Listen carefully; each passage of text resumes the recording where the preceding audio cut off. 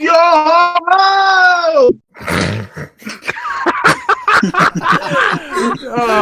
Bro, that had to be the most. That was perfect. That was the most pathetic. Yo, It sounded like he was like falling underwater.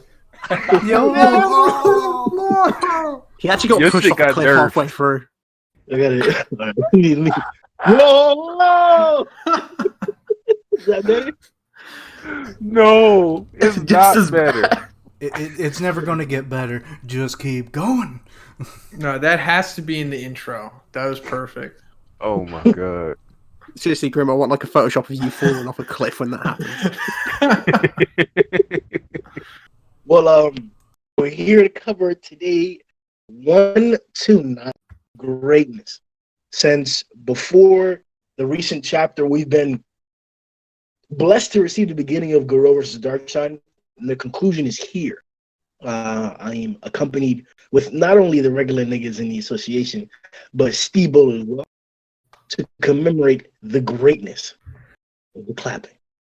What y'all niggas feeling about this chapter? Good, baby. It was cool. Pretty cool.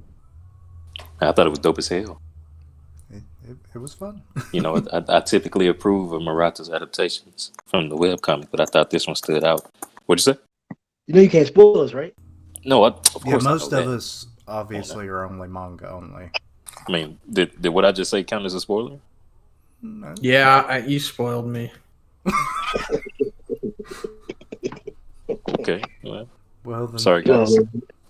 that's only fair because how many times have you almost spoiled all of us? Me? Like there's been times, Never. and Viv's even been like, "Oh, it's like he had to make a quick turn on that one," because like you'll just Nah, go dead I've never silent. messed up once. Not once. It's Big Zo, bitch. I'm large Z. It was a good chapter, man. Solid. I'm surprised that it went here. I'm glad that it did. I would have liked to see more of Psycho Sorochi Tatsumaki, but there's time for that. I'm glad that they did this. To expand upon what Steebo said, this is obviously an adaptation of the webcomic, but it does not play out this way in the webcomic. They're kind of taking like two different sequences that happen many chapters apart and push them together, and then added some more supplemental stuff to it, and it turned out fantastic. I like that they did round 1 and round 2. I wish more mangakas did fights like this. Yeah, no, it was a good chapter. For a series that is all about like, you know, being anticlimactic with its fights, this caught me off guard with kind of how it happened. I wasn't expecting it to end this way. And I wasn't sure how I felt about it at first, but the more I thought about it, the more I liked it, because it's what Murata does with characters. And one, they start off the characters like as stereotypes, and then something happens to them, or we learn something about them. There's a whole different side of them. But yeah, good chapter though, definitely. I wasn't expecting to come back to this fight, so it was, you know, a treat.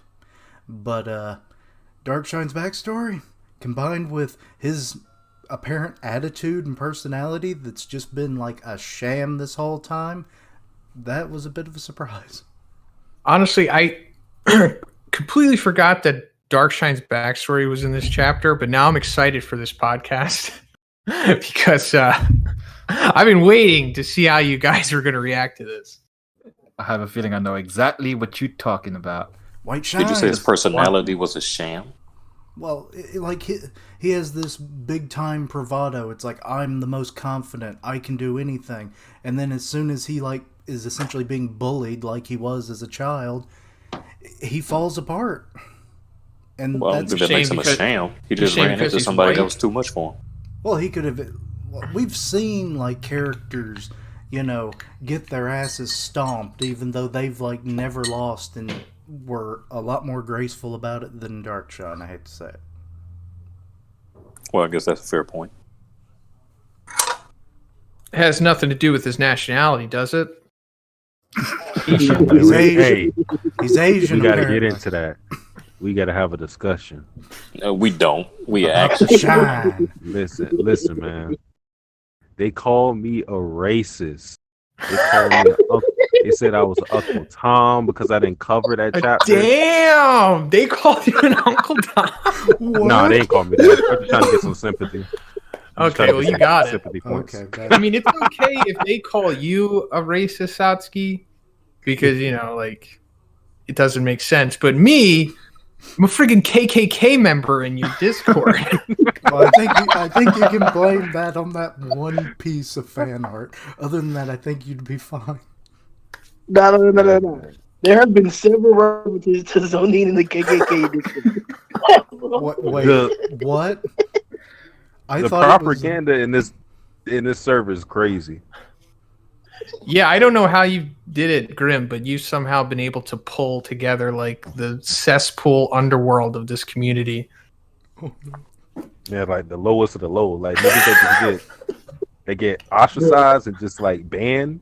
It just all come to here like that. Just funnels. I'd like to take this. I'd like to take this moment to collective is everyone. crazy because we used to say that about Brago, but the worst people from Brago's community came to Grimm. And now this is the cesspool of the community. These new Hey, niggas. everyone, make sure you join the Discord and support the Patreon.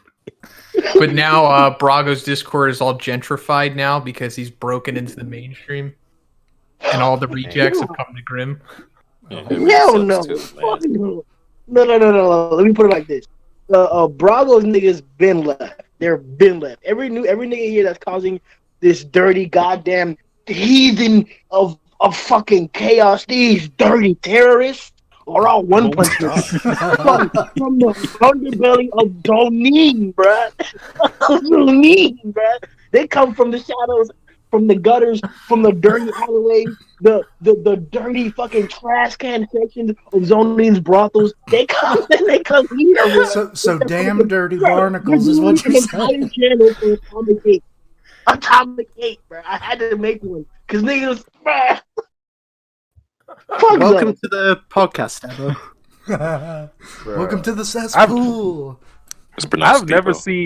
I've never seen the server hate the server owner as much as the niggas in your server hate you. Like, every day I just see some shit where they just roasting you. I'm like, what the fuck? All right, but let's switch it up because there's a lot more roasting that can happen this chapter, and it's not for me. Let's start off with a very I don't want to say it's controversial, but I wanted to make it. What was that, baby girl? I said, I bet that makes you happy. You already know. So we previously discussed the ineptitude of the super alloy bazooka. Garou matched it in a state where we didn't know that he should be able to, and we didn't really get to see the results of the destruction for a few chapters. Now we have. It seems that if you were to correlate from the chapter you see Puri and Garou have an interaction till the last portion of this chapter here, that the setting that they're fighting in, the underground hallways and caverns, are completely pulverized. Whether this is due to the tackles, the shoulder rush, or just the punch, we can decide amongst yourselves. But what do you guys think about the Super Alloy Bazooka Clash? Damn, it's been a while since I read that chapter, so I can't even speak too much on that. Yeah, I was just about to say, was that in the recent chapter or was that like a few chapters ago? It was it happened in 126. 126. It was the part one of this So fight. it's been a while. Yeah, if you guys will open up the recent chapter, the cover page, you actually see like sand everywhere. And like if you look behind Garou and Darkshine in that panel, it gives you more context to what it looks like on the larger end. But in the chapter, we see Darkshine picking up sand, and that's like that's their surroundings. That was apparently this is what people are assuming, and there seems to have the evidence for it. That this is the result of the punch. Hello? What do you guys think? Yeah, it's possible. I didn't think about it that way because I was like, where the hell did this sand come from? I wasn't thinking that it was like the walls. I just want to put it out there. I don't think it's a conspiracy. I think it's really happening. Internet, pretty much nationwide, has been like throttling somewhat because of like the virus and everything. because everybody's using it. Yeah. Yeah, my little brother been complaining about it a lot. Okay, bet. Yeah. No matter what the issue is, like keep recording because I can edit it out. Even if somebody gets swatted or like a tornado, just keep going. Well, if it's Grimm definitely gonna clip that. if it was me on that end, then the recording is gone. But don't worry, I'll keep it going. Get the fuck down! Stop recording that podcast right now! Get down. Get under the bed. But anyway, yeah, I'll keep recording as long as, able to. Yeah, be like the band on the Titanic when it was going down. Just keep playing. It was an honor to play with you, gentlemen. It was an honor to record this podcast. All right, but let's have a gun. So the cover page is the result of the bazooka. If you guys were to check that out real fast and take me into context, what does that say about like Garou's power, Darkshine's power, the bazooka in general, the Clash? What are you guys thinking? Still think it's powerful. I don't think it like I don't know. I'm not like a guy that always looks at like area damage and quantify like the power of an attack based on that. So I mean I still think it's powerful as shit, but well, you should. Yeah. I mean, this is basically like the equivalent of two Conqueror hockey people going at it. We got like two high dragons in power colliding. The unstoppable force meets the immovable object. You get a crazy shockwave like this, and you start turning stone to sand and stuff. I mean, explain. Sorry, go first. I was just looking at the first panel, and like, there's actually sand falling. Like, so it's done way more area damage than what's even in this one panel. I didn't notice that at all. So, yeah. Need to start looking at area damage more often. But please go on. Yeah, it's like, did they like collapse the floor underneath them too or some shit? Like, sorry, Grimm, where are you looking for the collapsed floor? Yeah. Like, they're kind of standing on the floor, so it's not collapsed, in my opinion. But Darkshine got kicked and like he fell down. Not kicked, like whenever he got punched up against the wall and like the wall like basically like bent behind him, like he fell downward. Y'all niggas reread the chapter, bro? Are you reading the chapter? I see what you're looking at, Grimm, but is it like, because obviously that kind of punch, did he instead just get blasted back and then fall onto the floor? Maybe not like fall down. I guess, but the depiction of like that panel sequence seems like he like changed floor level, like he was falling for a longer extended time. He did. Garou knocked him through a wall, and then that wall sent him down a couple floors. Yeah, he looks like he's in one of the crevasses that we've been seeing more and more of, like where the Tatsumaki fight. Which when he reached that level, when he hit the ground, he was touching sand, and like the pulverization happened from the punch. So like that means that like they collapsed the floor underneath him too. Well, not the floor where they're standing originally, because they don't have any footholds. I honestly don't know, bro. I'm confused with that in general, but like that's what people were telling me, that the sand is because of the punch. I mean, it's implied that the sand is because of the damage that the environment took from them colliding. I mean, because it obviously didn't look like this beforehand. But, I mean, also it could be from the other stuff that's going on, too. Oh, definitely. There's been way too much structural damage throughout this whole base for this kind of stuff to not slowly be accumulating, and then we just see it in every fight. It's just becoming powder now. Yeah, you've had, like, what, Saitama throw, like, 4 punches down here so far? On top of the Millennium Emperor Nova. Oh, yeah. Now with all the... King just walking around. Yeah, just everywhere he touches, it's like there's just little cracks in the floor. So, I just reread that Super Alloy Bazooka moment. And, Grimm, were you saying that this panel at the beginning of 129 is the result of that attack? Yeah, I'm saying that the cover page is a result of that. Yeah, Because it could also be from that that tackle that he hit him with. Because it seemed like that did a lot of damage as well. but that tackle left rubble. What you And mean? there was no like after like the tackle that he like had his chest broken on, there was rubble and shit breaking everywhere, and we saw like the actual walls of the alleyways crumbling and shit. So there was debris there, but here it's just sand. Okay, I get what you mean. But that is good. Somebody got Rona. Who? I thought everybody can hear the fire engine in my background. No. All right, Didn't good. at all. Continue. Thought you were making a weird manga reference or something, and I was like, that sounds vaguely familiar.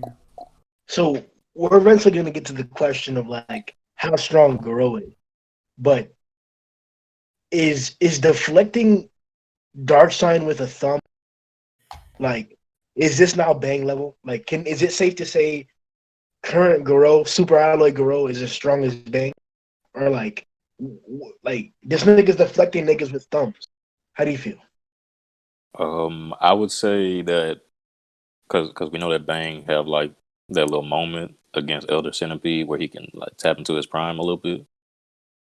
I think like base Silver Fang, I would agree with that, but I don't know if Garou is reaching that level like Silver Fang's prime. I don't know if he's. I agree. I don't know if he's there yet, but from what Darkshine said about his like how when he sparred with Bang before, like he wasn't hurt by him, but he could basically, he couldn't touch him. Was what he said, and just like that, Garou, like as she said, he deflected him with his thumb. That kind of level of skill is up there with Bang, and maybe in some ways he is better because, like he also said, Bang couldn't hurt him, and we know Garou can hurt Darkshine though. It's definitely an impressive feat. Deflecting with any digit whatsoever. Usually that's a good show of power for any character in any series. So him showing that capability right now is kind of scary, because then I guess that gives us an indication of how powerful Bang might have been if he was just a few years younger. He'd probably be deflecting with his thumbs. Damn, he did hurt him. You're right. I mean, Darkshine says it. It's like, this guy, Garou, is strong. Really strong. Ah! I hope he's the actual voiceover for Darkshine. Hey guys, I'm Super LA Darkshine. How's it going? Zhoniin, please, 75k, just dub a chapter. Please, just leave it up to the people. What chapter? Do it to your Patreon or whatever. Just one chapter. Just dub the whole thing. Done. That'd be fun. You gotta do it. You gotta do it. I'm waiting for that. But yeah, I mean, I gotta admit, when I read this chapter around the first time, I was a little bit confused by that thumb scene, just because Darkshine's arm doesn't really seem to change trajectory. So I wasn't sure whether he actually deflected or not. Hey, you're right. You're right, Sundown. Yeah, so that's why I was a little bit confused. But seeing as you guys all saw it as being deflected, it's a huge feat. But whether it can be compared to Bang, I think we still have too little information on Bang and his fight against Darkshine. But it's a huge feat. Niggas love to save Bang. Why are we saving and sucking Bang, bro? Like, is Orochi and Rover not enough, man? Like, what does he have to do? What feats does he have to be like theoretically on par with Bang? Bang. His name needs to become Bang. Big Gang or Wait, Big Bang. are we talking about Garou or Darkshine? Garou. Okay. Man, I can't lie. Like it's just so hard to tell, because the only time we've seen Bang like go all out really is versus Elder Centipede, and that's just such an enigma because that's Elder Centipede. Like we don't even know like how to scale him. So I think Garou. I don't know if he's stronger than him, Bang, right now, but I think he's like, if he's not, he's on the cusp of getting there, like right there, because the way Darkshine was shook in this chapter, I'm assuming that that's a feeling he hasn't felt in a long time, and since we know that he's fought Bang, that would mean that he didn't even feel that when he fought Bang, and obviously it's different because this is more of a death match, and with Bang, it's more sparring, so he's not going to get the same level as intensity. But this is an almost death match. Yeah, the way Garou has been improving and whatnot, I wouldn't be surprised if he fought Bang right now. He was able to beat him, even if he wasn't as strong as him at the start of the fight. The way he's progressing, he could easily get there through the fight. Yeah, I'll slam dunk your layup, Grimm. I think Garou's stronger than Bang right now. Tell him fucking twice. Okay, that's a climb. But base Bang. Just Bang, Silver Fang. What the fuck is that? You're saying Bang? What do you mean? It just means that in his base. When Bang's not using Super Saiyan Kaioken, just in his base. Oh, without the Fubuki upgrades and everything? Yeah, anything. Fubuki upgrade, Fubuki lubing up his joints, or anything else that Bang is capable of doing. All right, but the thing that I think is holding people back here is like power equating to skill. Garou's not as skilled as Bang. I don't think so, but raw strength and like just applying them to like a power scale, I definitely think Garou's stronger than him right now. I mean, also like, I think that's fair.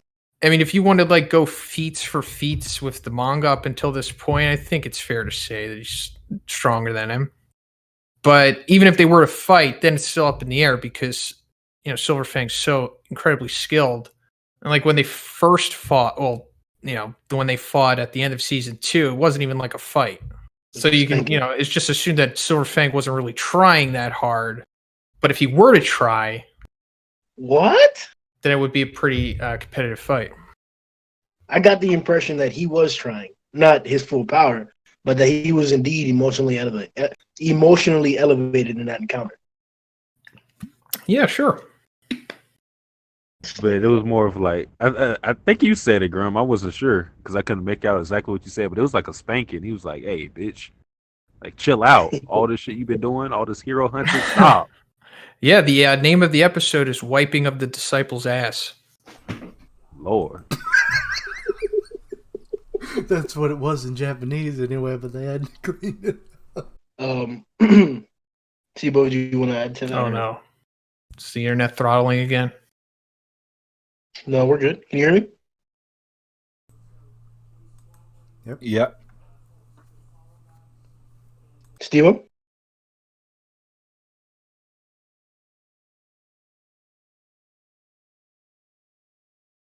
Damn, this internet shit is real. Hello? Steve?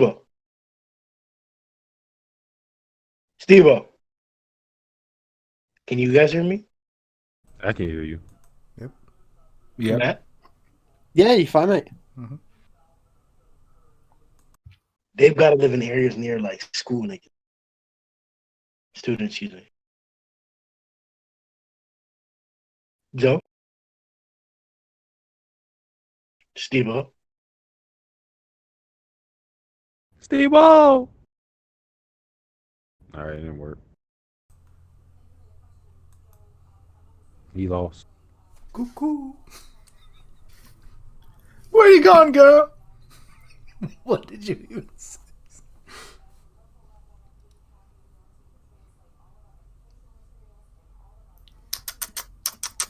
Zhoniin. Oh, there.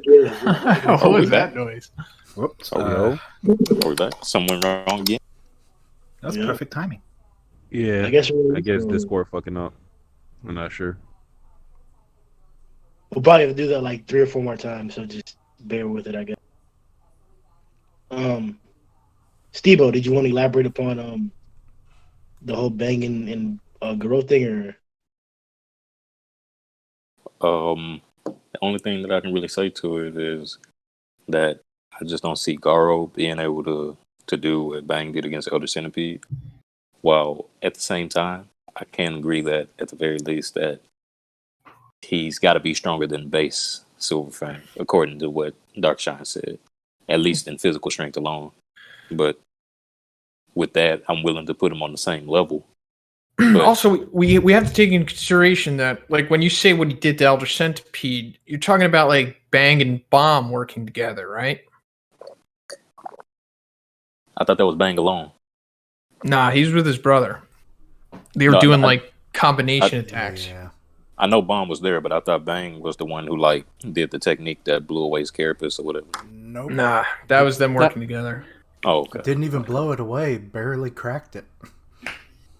My nigga tainted low key, bro. Like he like when he came back in for that next strike, bro. You see that Now, nigga, boy? Well, that's I why mean, rereading is important.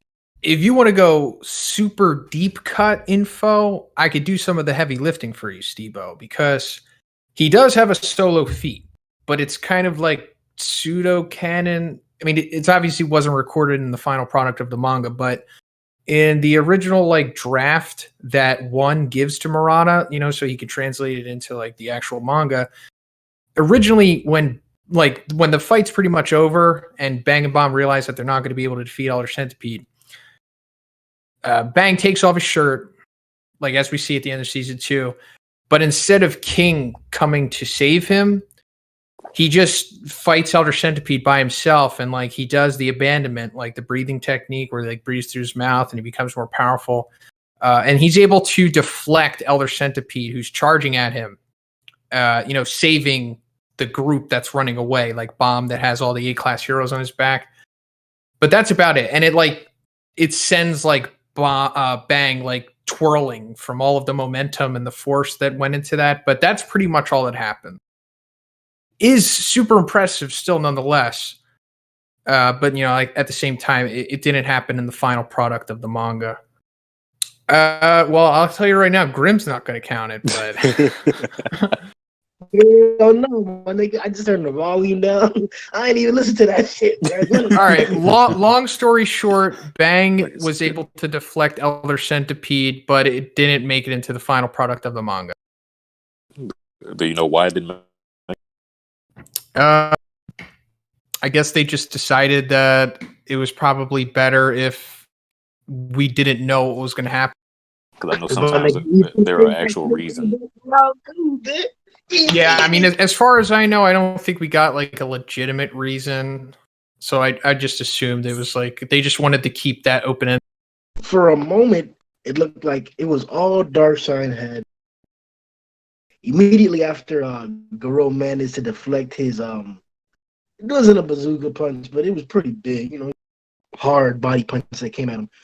Thick. He took the weird stance that I don't remember if he took the stance before. But the attack was devastating. I think he may have used it up against Metal Bat, but I don't remember. Yeah, you're right. That is what he did to Metal Bat. Yeah. Okay. Yeah.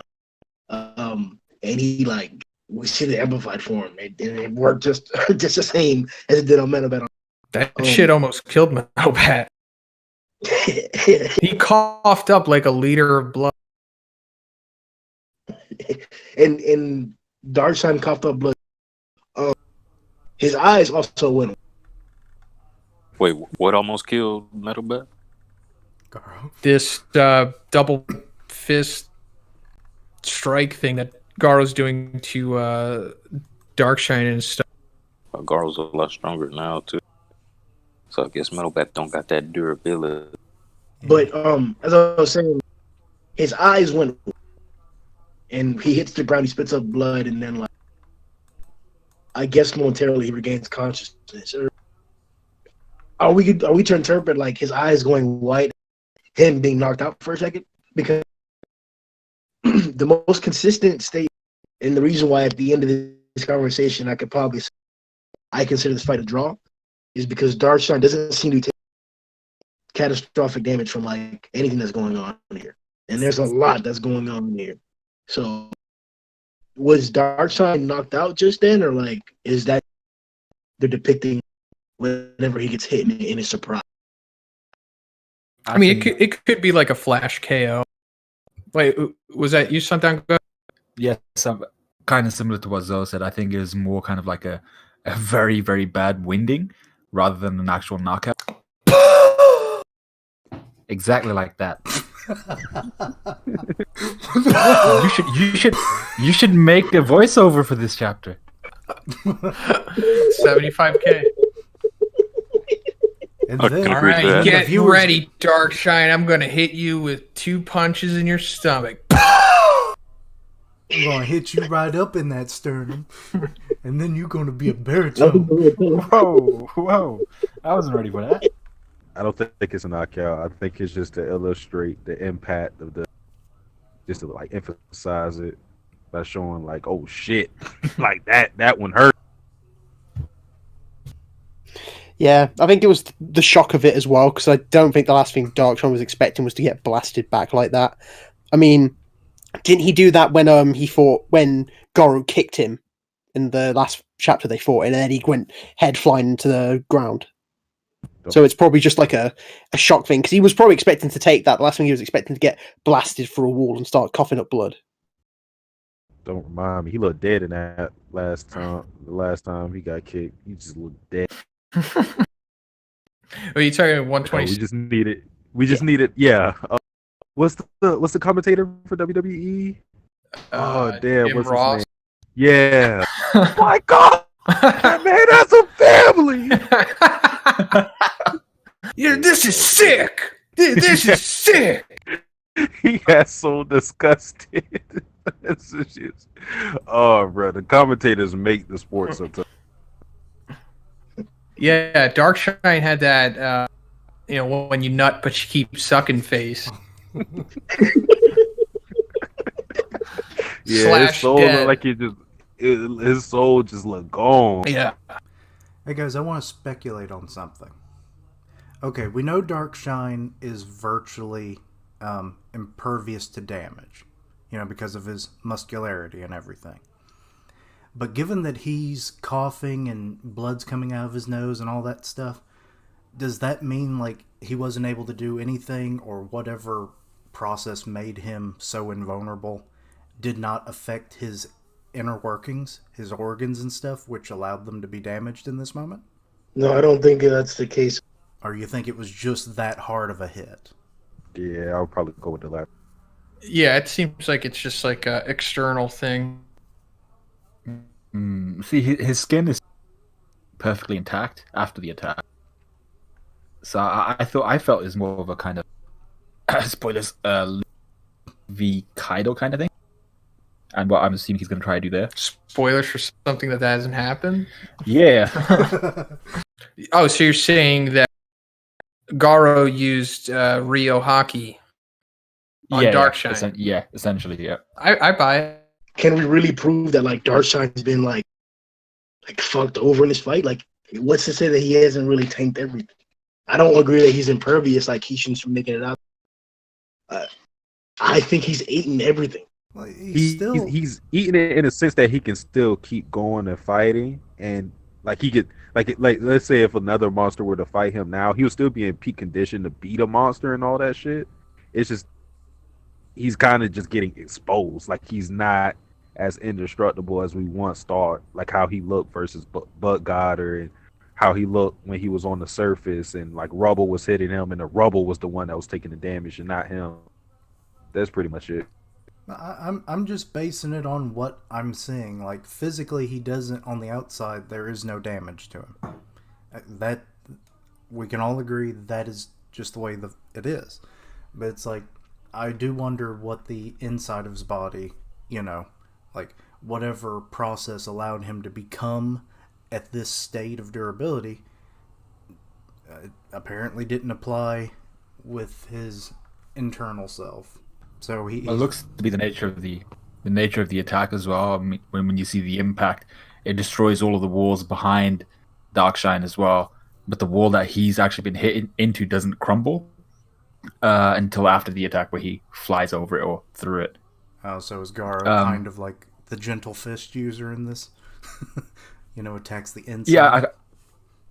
Yeah. So that's what I was kind of implying beforehand. Where I think Kishin is kind of right in that sense. He's got to have some sort of threshold, right? So his exterior might be, but for instance, like a bridge, when it crosses the weight limit, it's got to crumble. You just see Darkshine's big knee? Say that again? Did we see Darkshine's big meat? Yeah, is that what he said? Yeah, Pretty sure. that's what he said. I don't know why he said it. You don't know why he said it? Come on.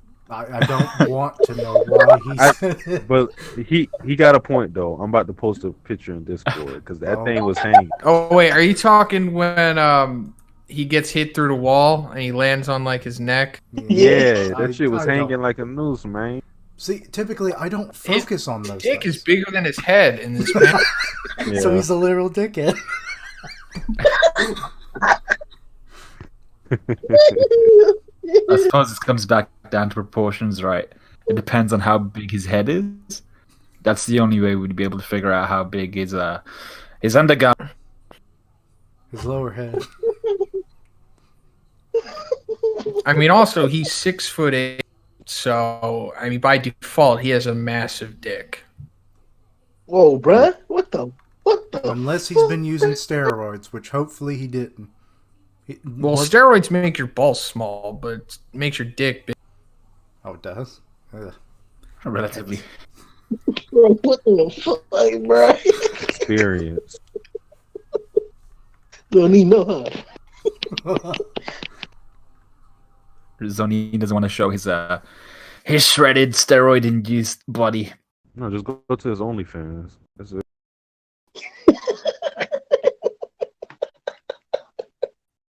Zhoniin, you really got OnlyFans, bro? I think they've gone. Yep. Oh no, it's playing up again. The internet. Oh, that's bad timing. Boring. Big dick, and then it cut off. No, we were just talking about your OnlyFans. That's it. Oh, you found it? Yeah. Talking about mine? Nah. Showing us this time. Yeah. I'll get at yours, Steve. Who had the OnlyFans account? Nah, that's propaganda. I got a farmer's own. I'm still trying to get to the bottom of that. No clue. Yeah, Christian mingle, black people meet. I was about to say, it's like, why does that sound familiar? But it's, I mean, it's not black people meet. It's black people meet, like MEAT. Oh, thanks for the clarification. That would have been normal. All right. He said I was in the wrong site. Well, that sounds fancy. I don't discriminate. So what were we talking about? Oh, Darkshine's big dark dick. No. All right, there we go. His I'm about to select get cut. super demanding. All right. So something else that I want to address is the dialogue between Darkshine and Garou in between this portion.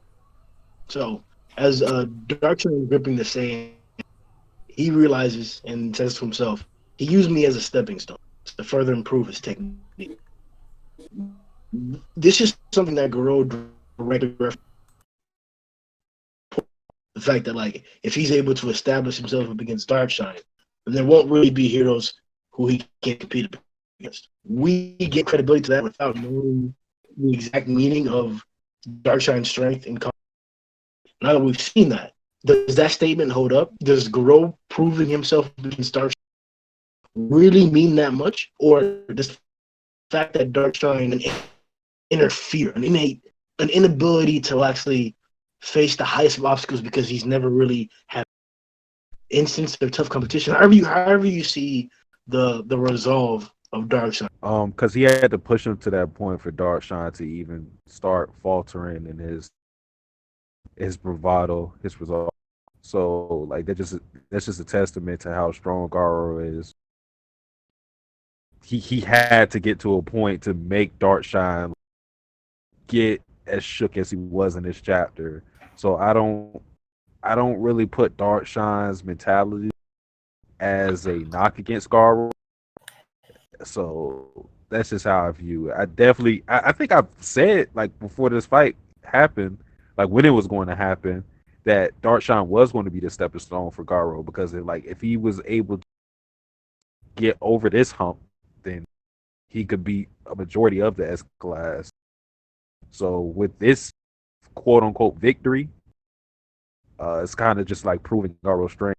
Yeah, it's crazy how Darkshine's stock has dropped so much. Like before chapter 126, it's like, oh my god, he's so powerful. He's one of the strongest. Now it's like, man, I just feel bad for him. Speaking of stocks, make sure you guys check out the recent poll to give your input on how far Darkshine stocks.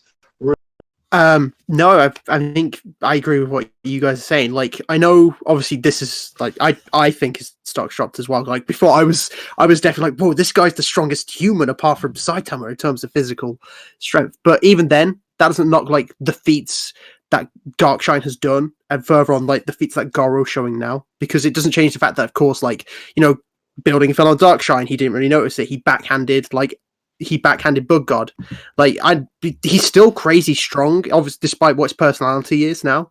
But this, like I said, it doesn't affect what Garou's done to him, because it still doesn't affect like the strength that Darkshine has shown. So Garou is still this force that is still growing from it. Yeah, I agree with Matt. Just because Darkshine pooped his pants a little bit, which is probably the bulge. Just a little bit of poop came out. Oh my god. That is the true Darkshine, wasn't it? Hey, he gone. But yeah, just because Darkshine's kind of mind has taken most of the damage here, I don't think that takes away from anything that Garou has done so far to push him into that corner. And to be fair, it's all props to Garou for having done all of that and shown the strength and the ferocity to get someone like Darkshine to crumble.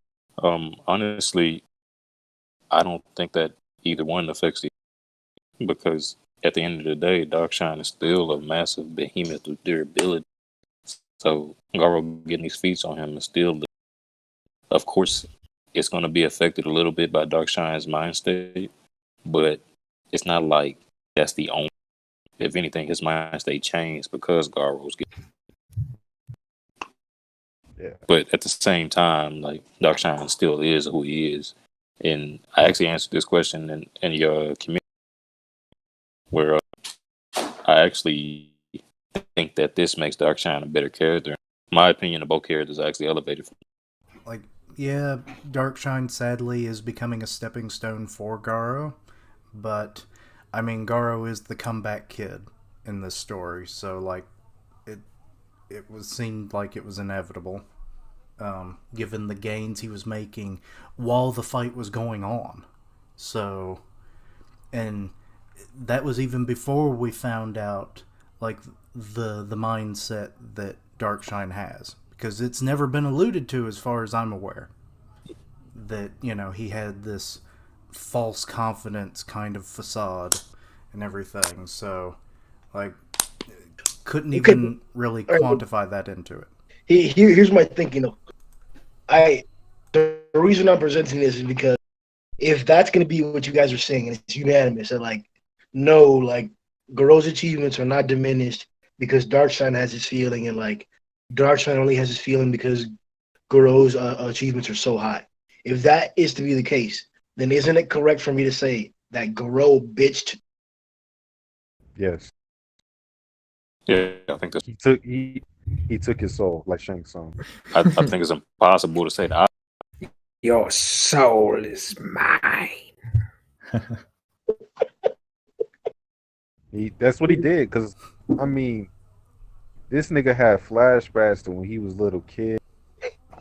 We jumping ahead, but how I think we need to go into that.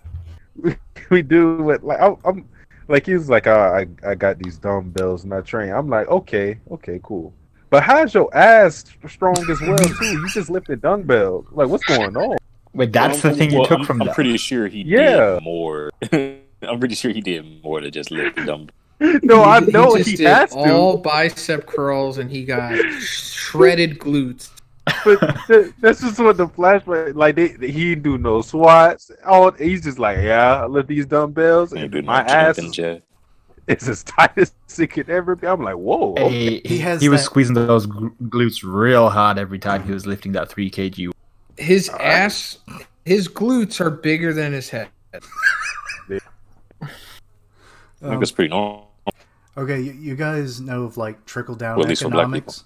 What if it was trickle down exercise, where he's just working that upper body, and then it just slowly started working down. So this is Reagan's workout plan. Yeah, You just gotta do the bicep curls, and it'll come down to your ass, be Spread like throughout the whole Gipper. body. and your glutes will become bigger than your head. He had to lift the dumbbell from somewhere. So I'm assuming he always put it on the ground, and he would always have to do one deadlift to get that dumbbell off the ground. Hence the Alright, here's- glute and hamstring activation. Here's my one deadlift of the day. Arrgh! You know what? I'm gonna take your advice and I'm gonna make a video. Dude, I hope you do. That would be incredible. Yo, how did this nigga read this himself? What the fuck? Oh, I'm about to get my I took ass that. tight. I took your advice though from last chapter, or when we did the podcast. And what video did you? Well, you've seen like recent videos on my channel, and you know, but that's all I'm gonna say.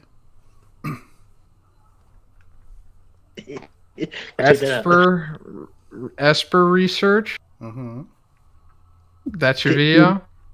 One of Any them. research? Oh yeah. Oh, all right. Which one? What sort of research you doing? I basically had like 3 or 4 videos all planned out. 2 of Oh them wait, are was Tatsumaki psychically empowered?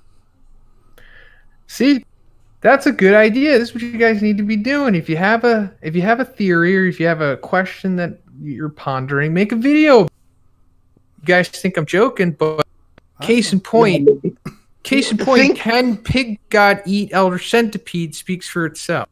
Damn, this should this be is the possible. most watched. Darkshine workout video coming soon.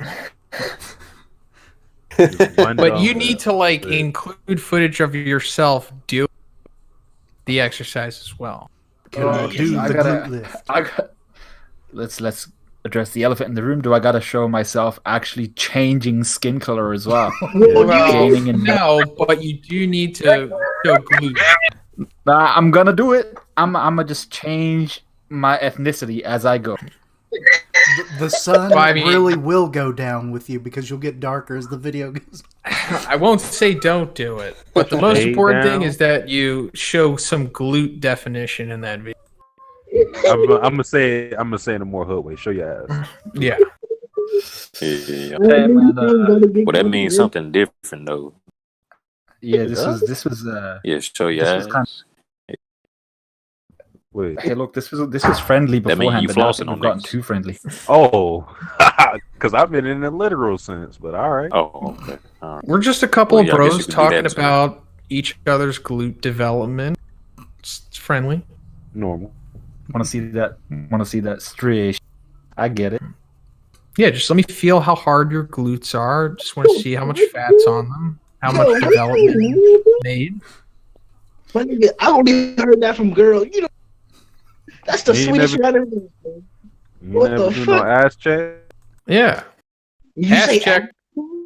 Yeah, you know What? how you do the cup check, ass check. Yeah, cup check. And you know how on TikTok they do relationship check? Well, when you're with your boy, ass check. What the fuck? You use TikTok. You make sure you Yeah. do those daily squats. You don't? What is you a guys- relationship? You know, like when you're with your girl and you just say relationship check, and then you I don't know, eat her ass or something. I thought it was going to be like, we need to talk. It's like, oh shit. have a- I guess you I have a should- girlfriend? No, You best. I don't. Read it. I'm saying just it's a TikTok thing. Which we all have our TikToks. We all make TikTok videos, so you guys know what I'm talking about. I don't make TikTok. Don't? No. don't Yo, even this hardly nigga's off watch guard. it. This is too much. I don't even know how we got here. We got here from glute check. Checking glute. And Sundown needs to have his glutes included in that video. Yeah. Because how else are we going to know the experiment was successful? Yeah, just like all those Skin people. color in the next video. You gotta oil up. Whoa, wait, that's taking things too. I can help you if you need it. Oh, God. I'll apply the oil. You're gonna fly over from Philadelphia. Yeah. It's worth it. Just to oil you up. All right. On another oily note, I guarantee this is not an oily note. Yeah. Grimm, I want to hear the segue, please. Go for it. I do love it's bad. how we get so off track and everything and go into weird places. What's sucking dick on?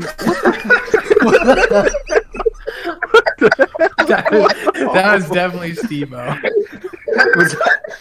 Was that the oily note? I That didn't was want to my hear that. ancestors trying to communicate. Mm-mm-mm. All right, but all right. So the next statement, Garou's like, aren't you supposed to stop me? My monster plays, it's still kicking. So this is a direct challenge to the whole like persona and ideal that Darkshine was like spewing and trying to like tote in the beginning of the, and now we're seeing how he really acts when that shit doesn't really stand for. So with monster play overpowering the hero work right now, is this like Murata or one saying that like these hero I can only do so much, like they don't mean shit? It's true resolve that like that wins the day. Like what is symbolically, isn't this supposed to mean something? That like last chapter or last part of the hero was spewing his ideals and the monster said no, and now he's bashing the ideals of the hero, and he successfully to the point that the hero is even like faltering with fears.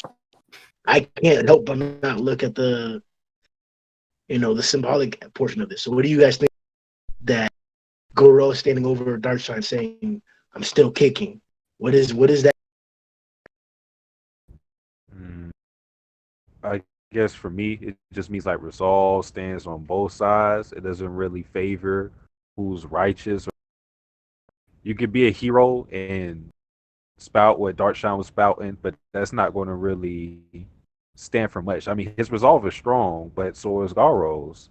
But it's just as he wants to be this monster and do evil things. So it just illustrates that this resolve that you have, whatever boost you may get in power because of that, it can apply to both sides of the. So it's kind of like the evil person is getting the boost this time. No, Instead Satsuki, of the other way around. when you said, I just want to do evil things, remember that little kid that's like, I do bad things because I want to do bad things? Yeah. What was that kid's name? Where he stole his mom's car? You're talking about you said the that line, Boondocks guy. that's, he's a real person. No, I know, but he was like, they had a episode of Boondocks Yeah. centered on it. He fell off the roof and still got up. He's stronger than Darkshine. Anyway. That little kid was bad, boy. But yeah, sorry for derailing. It's just when you said that line, that's all I could think of. No, I think you guys are right at what you're saying. And then I think it's also to do with the foundation of that resolve too. So obviously Darkshine can say what he's done, but he, like, as we saw in this chapter, like, obviously we learned a bit about his past, and he was a wimp at first, but then he ended up becoming, like, this amazing, like, super strong guy, and then he's been at the top for a long time. So his resolve is solid, which is fine, but then in comparison to Garou's resolve, who the foundation of that was built on the fact that he's always had someone stronger, someone to go up to. Like, even like every time he's got beaten down, he's got back up, and his resolve hasn't changed. Like, he still wants to become this great monster, but their foundations are different in the sense of like Darkshine had nothing, then he had everything, but Garou has never like had everything. He's still going up there. I think I agree with everything that's been said so far. Wait, are we going down the line again? Or You alone are allowed to skip, and also everybody else you can skip whenever you want to, as long as everybody talks. But you have to talk. Fuck, right. dog. Damn, nigga. My bad, Chuck. Well, like I said, I had a lot in the background. I didn't want to like be disruptive like that. But yeah, I think I pretty much agree with everything that's been said so far. But I think for the most part, what it all boils down is something that I'm very favorable of. Drops all that dramatic shit and just be like, it's hands, nigga. Hands solve everything. I remember something like that in Black Clover where niggas was just like, nigga, you just gotta get out there and throw hands with niggas. Just show niggas. And it was really just that simple. And that's how a nigga gonna level up. And that's exactly what Garou doing right now. So the ideals don't really matter. It's just like, can you throw hands about your ideas? I think it also applies for, you can say what you want, but unless you've got the actions to back it up, is your resolve that strong?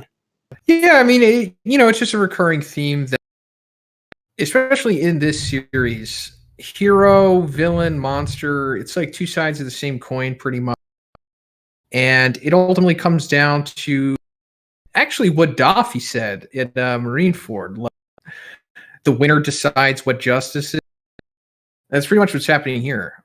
Because, like, when they're talking in chapter 126, Garou's like, yeah, well, I mean, if you're able to unleash violence on others without ever questioning whether it's right, like they are, you can win any. It just means you've thrown away your kindness.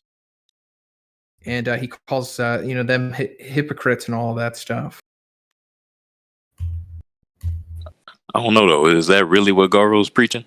Because to me, it just seemed like Garou doesn't really believe that there is any justice. No, I mean, what Dofi was saying, you can make justice whatever you believe it to, if you defeat your opponent. But Garou doesn't seem to believe that there's any right and wrong. Well, I mean, of course he does. He's against heroes. He's against monsters, and he's against bullying.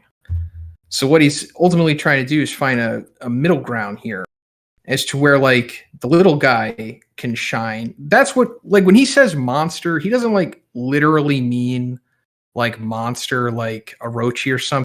He's pretty much just saying, like, the underdog villain, because that's what, like, his moral foundation has been built on. Like, in chapter 84, when we see his flashback of him as a kid, like, always rooting for the villain or the monster, and like he thinks it's like bullshit how they're always like losing because the hero wins just because he's the hero, and that's kind of how the narrative. And what he's doing here is kind of just trying to, in a way, have the under be coming out on top here, but also at the same time demonizing heroes and hero society. Yeah, well, I think the fact that, like you said, he's in that middle, I think that came from him initially wanting to prove the heroes wrong, but then once he saw the monsters like purveying the sense of evil, he decided that, like you say, he was going to be in the. So instead of having the gray area become black or white, he's just comfortable staying in that middle. If you get what I'm absolutely, basically what I was saying in the beginning, like I don't think he sees a right or wrong, and he's trying to prove that by ascending beyond anyone who's on. The point is out in my review that like there's been nobody else who really preaches like Darkshine was preaching. Like Amai is the closest one to that. Like people, we try to ostracize Amai, and like the story itself ostracizes Amai because of the realities. The idealism that he's spewing, like, oh, the hero is supposed to have a certain standard, or pose a certain image to the public and stuff like that. Always in a certain way and get things accomplished in an acceptable, beautiful manner or whatever. That's true.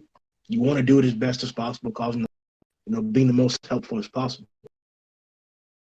And that's not what Garou's for. Like, he's the direct exact opposite. Like, whether he's the underdog or not, the group that he's chosen to be the underdog of are here. So, like, I can't help but relate the fact he just busted the poster boy's ass and put fear into him. And I guess the next topic that we should talk about now, the fact that fear has plagued all of the heroes. We even got the chapter where the narrator mentioned that all of these heroes are now experiencing fear. Is this like Garou finally overcoming the hero? Should the next encounter that we see that involves Garou be him overcoming any hero? I think he would. I said with this fight. I mean, he didn't. The thing is, he beat Darkshine, but he didn't physically like beat him up. Like it was kind of like a technicality thing. He just snatched his sword. And had that fight drawn out, Darkshine would have likely have lost.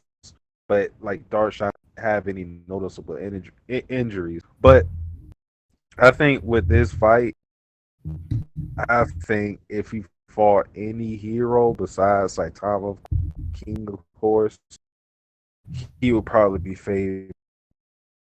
Maybe not at the start, even against but Atomic Samurai. Especially.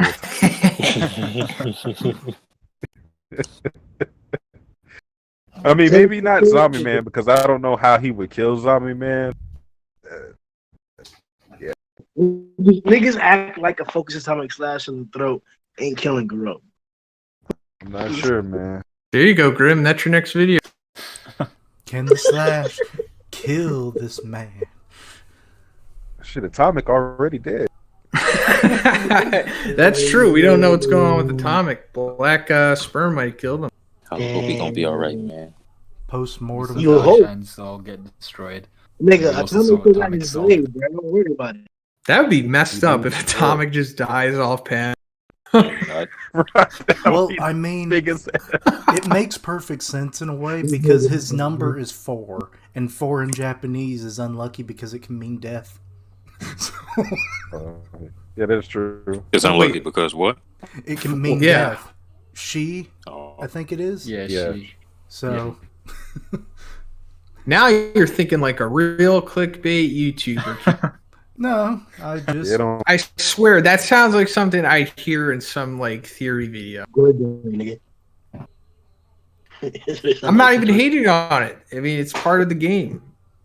It's true though. So anyway, guys, 4 in Japanese is the unlucky number. So that means Atomic Samurai, who is rank number 4, means that he's going to die at the hands of Black Sperm. Bitch gonna die. and by the way, Make Grimm, sure to I like I this only said I video. hope because I'm trying to be secret. I know what's gonna This nigga, bro. You know that Atomic's going to die. happen. Well, Nigga, Atomic, bro, he still has his blade. I don't want to hear shit. He has the mark on him. That was just rigor mortis clutching onto the blade. Yeah, we're gonna see, bro. Rick and Mortis on Black Sperm. I don't want to see that. did you say rigor mortis on Black? No. What I said, if you look at the first panel story, not only does Darkshine have the Soviet star on his chest, Whoa. but he also I'm sorry. The Soviet star. In Russia, we pump like this. No, I Sorry, expected would you this care to podcast to elaborate? go. Soviet star. He's got a Soviet star on his chest. Big lips. This is the whole like. All right, we're gonna get into the controversial part. Yeah, please, I'm ready. Yeah, let's do it. Darkshine looked like this on whatever page number it is. I think it's page 6, 9 or 10, page 10. When we start the backstory and see That's not the Soviet Star. That's just David Bowie's last. what the fuck? Yeah, it was Dark Star or something. That was No, his he's last just from album. Black Star. Oh, it was Black Star? I couldn't remember. The fuck, bro? Whatever. So the obvious controversy. did Darkshine go from like this little Asian looking kid to like looking like a black guy? So I'm not gonna give my everybody give your go. I vote that Grimm gives his input first. I would agree with that. Second. Yeah. I concur. I personally, is Grimm gonna go? He was really like, nah, fuck that. Go ahead. Okay, well, shit. I personally really don't see the issue. Well, let me not say I don't see the issue. I'd be lying if I say I don't see the issue. What I think is that I think people should ignore the issue because it's really not that. Because, for one, it's not like it's a negative stereotype being reiterated with this. If anything, it shows that a wimpy Asian kid became black and now he that nigga. So, like, that's really the most positive thing that you could say in regards to this sort of That's racist. air quotes when I say stereotype, because I don't even think it's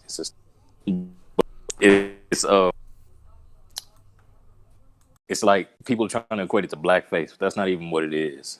It's supposed to be like a parodying bodybuilders, how they go overboard with the tanning to make their muscles boisterous and everything.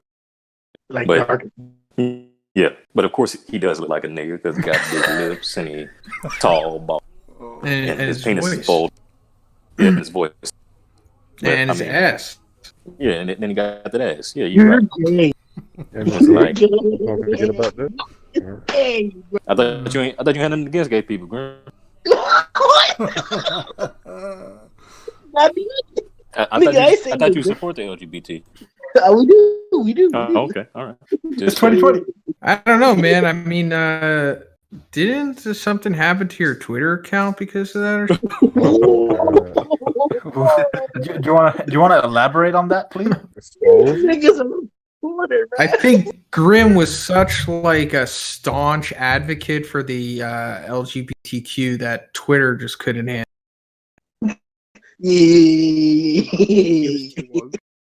Yeah, he was so too Grimm too woke for Twitter. Believe it or not. I see. I get you. So Grimm was too heavily in favor of the LGBTQ plus IA 3000 community.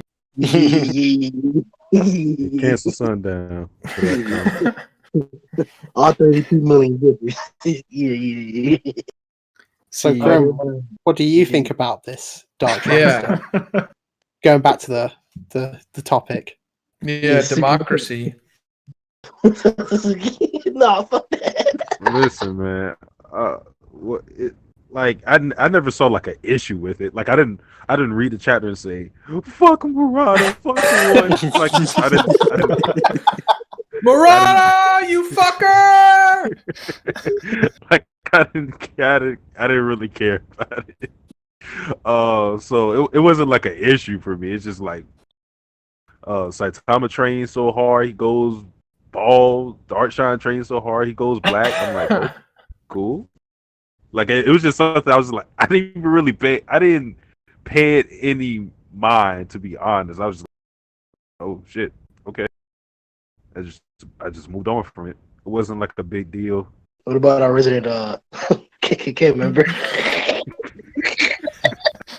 Look, I mean, obviously, I've known about this for years now, and cultural differences. Technically not racist, technically not blackface, all that stuff. I got a question. I was told that the anime is misinterpreting that, or like they're doing it wrong, that he was supposed to be black or whatever. The anime? Yeah, they're like that's what I like. Somebody like said somewhere, I think in the comment section, they're like, I guess go. You can confirm this from the webcomic, but like in the webcomic, he was never like black. In the webcomic, he was never black. What you Like, was Darkshine black in the webcomic? Well, the thing is that how was the anime made him more black than the web? He was pretty dark. No, I'm saying the assumption that I'm making is that somebody said that in the web, Darkshine, nothing in the webcomic said that Darkshine was black, but in the end, they took the liberty to depict Darkshine with black character, and the majority of the community assumes that he's. But this chapter here in the manga is a confirmation or an assertion because we had no reason otherwise to believe, besides appearance, that he's not black. He's just a darker skinned Asian. Well, I think the anime was just taking that from the manga, though, right? I don't even know what you're talking about. Yeah, I'm confused. What is like the whole sentence that you're trying to say? Is in the webcomic was Darkshine black? Yes. As far as I can remember. And then later on in the webcomic, did they change him to Asian? Well, what we're seeing right now, always been dark. Yeah, he's always been dark, and this sequence of his backstory happens in the webcomic as well, except it happens a little later in the story. They bumped it up to it happening right now because it just makes things more cohesive. But I don't mean the skin color. I mean like the because his nose and his mouth. What we're talking about, like he's always a big nose and. We're not trying to like any racist shit. Yeah, that's what I'm talking about. His like, physical characteristics. Yeah, there are plenty of races. Yeah, there are plenty of races that have those characteristics, but like those are racial characteristics. You can't find groups of people who have things that are similar and that are like different from other races. It's not like something that's not prejudice or anything like that. That's an observation. That's a difference between people. So like people would say that he looks black, like stereotypically black, like American. In this panel here, the backstory, no, he has those features from the beginning, and he's an Asian little boy. To me, this clearly states that no, this isn't like race type shit. He was just like got darker the more he bulked up, probably because of like skin tanning or whatever the muscle building shit is, and that like the stronger he got, the more he lost his hair, just like all the other examples or whatever. That's what to me the story is clearly showing. Is like in the webcomic, was he black and then turned Asian? No, he was Asian then turned black. Yeah. And I just posted an image from the webcomic. He still looked like Anyway, my thoughts on this is that it could be seen as problematic. I haven't really dived too much into the community after this. But the only issue that I have with this is that I would have liked it if he stayed black, because I've noticed that, you know, people like to have representation in stories and stuff. So like Darkshine being black means that there's a black character in this series. And, you know, you guys have representation, just like in Naruto with the Raikage's people. They basically represented black people in the world of Naruto. It made it more diverse. It gave, you know, more people relatable characters. And this Darkshine becoming not black here, I think kind of takes away from it. And that's the only issue I have with it. I think backstory is interesting, of course. It's very compelling. You know, maybe even motivational. But I would have just liked it if he was. That's it. I don't really care either way. I don't like it. Doesn't to me in those stories it just makes it more awkward. Like, oh, there's an entire village in a separate place that's just full of black people. The fuck, like, why are there no black people in this? The fuck? It's just when they make it a thing, that's when it's weird. Like, if you just don't make it a thing, then it's not. To emphasize that, like, there's an entire village where, like, the majority of yeah, sure, there are places in the world the majority of people are black. Yeah, that's fine. Places in the world where the majority of people are white. That's fine. I don't care about the skin. That character, like, this character is good. Like, all he had to do was literally put a panel of, like, him spraying some fucking, like, a spray tan or whatever, and it wouldn't be an issue. Because, like, I really don't see, but I have to, like, talk about it because niggas have been talking about it. But, like, I honestly don't see an issue with this. I have a different being a smaller Asian man. I don't see how I could replicate this through lifting. So no matter how much I lift, no matter how many deadlifts I do, I won't turn out like that. And I'm just. How tall are you? So you're basically saying that video ideas. And what are your genetics? Sorry, you could do a video about it. How tall are you? What are your We already suggested that. I'm gonna make. How I'm many gonna make muscular a- individuals do you have in your family? Uh, You may be my able family, to achieve that. My family comes from a very farm background. Oh, well, you got stocky niggas. What are you talking about, bro? Yeah, You yeah, can they got definitely. big niggas in there. Hell yeah. But Look, will I the transform? shorter the better, but not too short. So if you're like 5'6" to like 5'9", somewhere around, or all right, let's say 5'6" to like 5'11", you're like in the prime range of like building muscle quickly and it to look, and also like measure the width of your shoulder. Like if you have broad shoulders, then you're like a prime candidate to put on some quality muscle. But if you're like narrow, then maybe not so much. It's not going to look so. Yeah, I was just about to ask, how thick are you?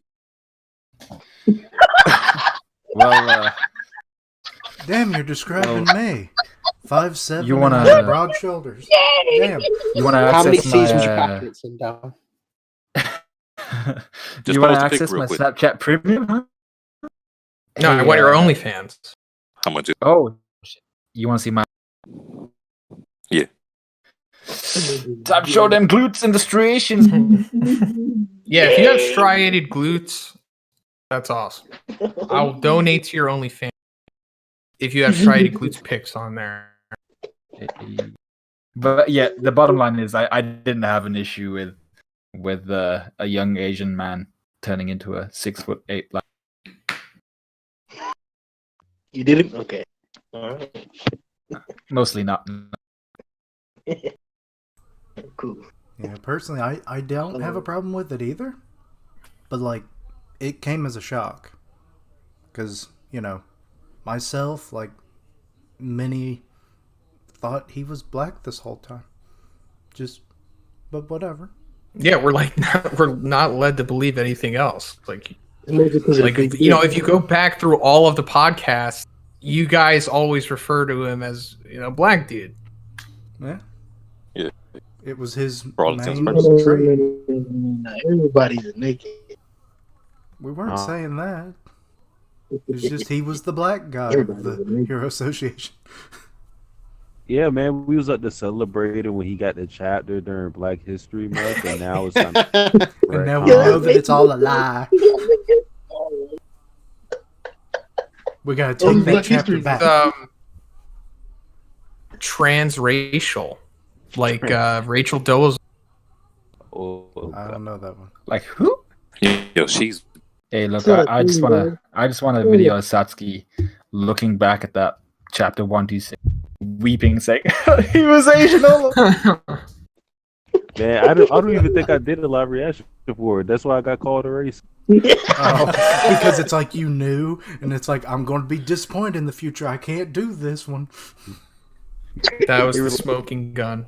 They're like, you don't want to live react to a chapter where it focuses on black people. I was like,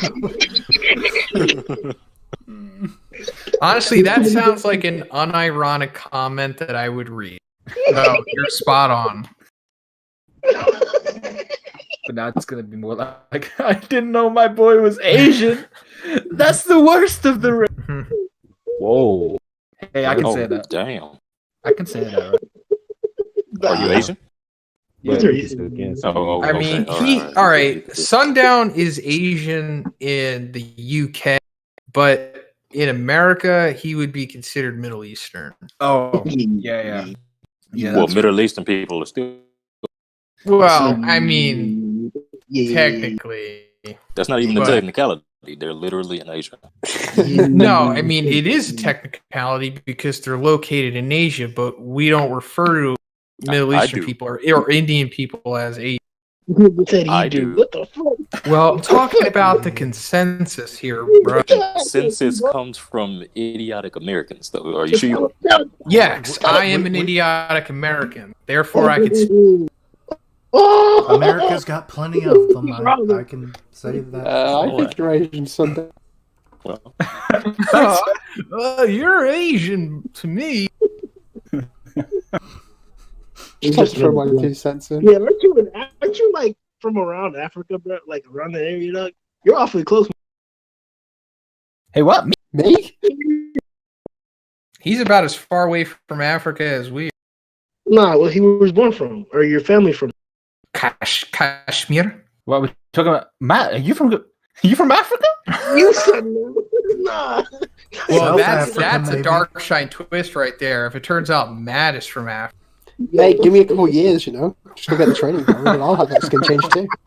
Oh no. Just need to start with that. Dude, With just a ask 3 your kg parents. dumbbell. Yeah, ask your parents for the 3 kg dumbbells. I'll just beg for it on my 15th birthday, and we'll see where we go from there. In a couple years, it'll just be a ton, be 2 tons, and then your glutes will be shredded. Hey, Zhoniin, you can do the same thing, my G. I mean, last time I checked, you were like, what, 14? I missed out. See, I should have asked last year, but now that I'm 16, I'm probably not going to be able to get it. God damn it. I know. That window, it's just gone. Fucking clouds, bro. All right, look. So the next portion we talk about is I guess the true tank of Darkshine. I guess we can reaffirm like we talked about it for a quick split second before, like the stock of like Darkshine, whether it deserves a drop or not. But here's I guess the strongest evidence to this. Not only did the Dragon Slayer fist did Garou derive that and complete it on Darkshine, but he also matched his bazooka, and he's been delivering barrages since the beginning of the fight. From Darkshine just tanking it head on with his arms out, that huge widespread that's so bad, to him getting overwhelmed. This he's been getting thrashed. So the question is Darkshine the tank strongest defense? How do you see Darkshine in terms of that quality? Where do you put him in the world now with that? In the world of One Punch, or in our world? Yeah.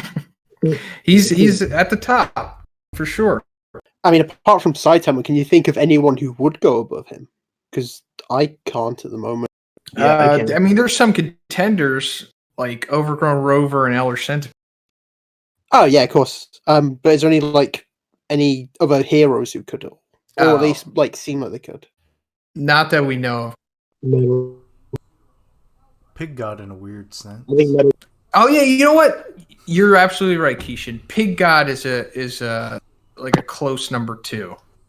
He is the, Not Metal. A close number 2 for what? for tanky. Oh, Yeah, during and I'm assuming Darkshine is number 1. Not Metal Bat. You said nah. I'm asking y'all, like, you guys mentioned Darkshine. Metal Bat is pretty durable, but I don't know where I would place him opposed to Dark. I feel like y'all are ignoring Tatsumaki. I think she got the best 2. If it wasn't for her psychic powers, I don't know if you could consider her tanky.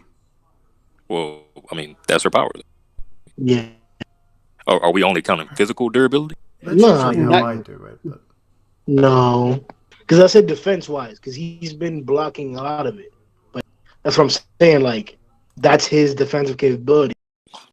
I guess she would be better defensively at her shield and shit. For I mean, sure. In my if that's the opinion. question, where do we put Zombie Man on this? Well, that's not defense. That's Well, endurance. I think Zombie Man's durability is true. I mean, he's endurance. He's top of the endurance. His endurance. yeah, but his durability is just human level. Straight up. Well, I mean, if you want to get pedantic, you could say it's like A class level, maybe. What is pedantic? Like, you know, we could just leave the conversation at saying it's human level, but if you really want to get like Petty. into it, you'd say, well, technically, you know, Okay. considering that his physical strength was high enough to be able to bend those iron bars, his durability or his physicality probably matches that. All right. I think that makes sense. He also has cannons. He also has cannons. Yeah, That's the point. It kind of cut off on me. I don't know what he said. He also has cannons attached to him in his chest. Yeah, Oh, that's you're got about to be super uncomfortable. Hmm. He had a freaking gun in his chest cavity. Yeah, Darkshine is got much to add. Darkshine sits at the top in terms of durability. Not, of course, not the pinnacle, but he's near the top, definitely. Just him not, like I said before, not having any real visible injuries despite everything Garou threw at him is proof of that to me. Because he could have kept fighting. It's just that I think if it was drawn out, he would have lost it. Like what was happening to him in the fight was more of a mental thing than the physical. Yeah, I'd agree with that. Darkshine up top. If we're including Tatsumaki, she'd be around there too, probably high. Yeah, I mean, just his qualities as a tank, the stuff that he was taking from Garou, not many other people would be able. I don't think Metal would have been able to take that and stay away. No, he wouldn't have, because, well, Metal Bat is such a difficult person to analyze. But, I mean, it's pretty much proven because he took a very similar attack, the double strike to the solar plexus, and that just aired him the hell out. He was pretty much done, and Garou was like walking away, and then he got up afterwards. No, Metal Bat was about to tap East. Whoa. You want to rephrase that? You heard me. Metal Bat was about to clap EC. Can't go that far, man. And I'm a Metal Bat fan. I know that. Damn, you know it's bad. I have no reason to believe that if Metal Bat had first encountered Garou, full health encounters Garou right now, that he won't have, like, his increment of growth won't shoot up to what's necessary. That's what happened with the Centipede, or Senior Centipede. That's what happened with Garou in general. Like, we can say what we want, but Metal Bat was about to die. If it wasn't for Zenko, Metal Bat would have been dead. Or excuse me, Garou would have been dead. No, you had it right the first time. Look, girl, I'll give you this when it comes to Elder Centipede. Metal Bat gotten off doing that shit because Elder Centipede doesn't really have too many offensive moves to, like, take him out immediately. Like someone like Garou, who's like, There's Metal Knight. who? Metal Knight. Metal Knight failed in the exact same way. The exact reason you're going to use as to why Metal Bat seemed like he was going to do that, I would say that for Metal Knight. Metal Knight fucking failed, but it seemed like he could do some shit. No, I'm saying, like, as opposed to, because if we're talking about durability, what Elder Centipede versus Metal Bat, like, Metal Bat can get progressively stronger, and possibly beat him. I don't think it's beating him, but I think that could be left up in the air because Elder Centipede doesn't really have that he could do against Metal Bat to take him out like someone like.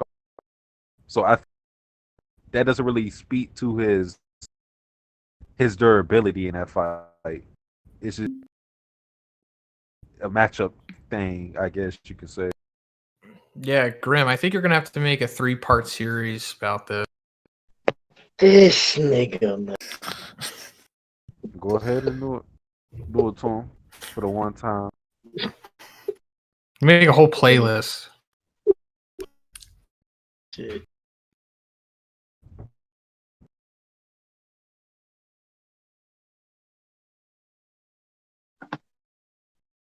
Cough, cough. Tag. Was that you fulfilling your talking for the remainder of the podcast?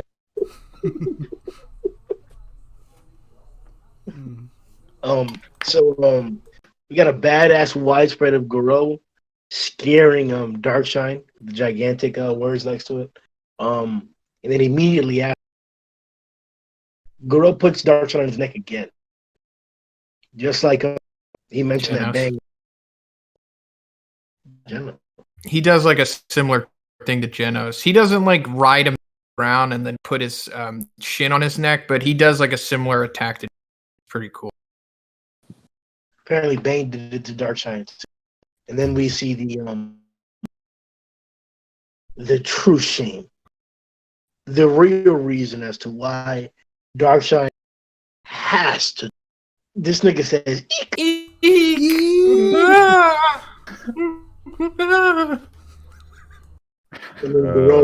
We need that dub, Mike. What's coming?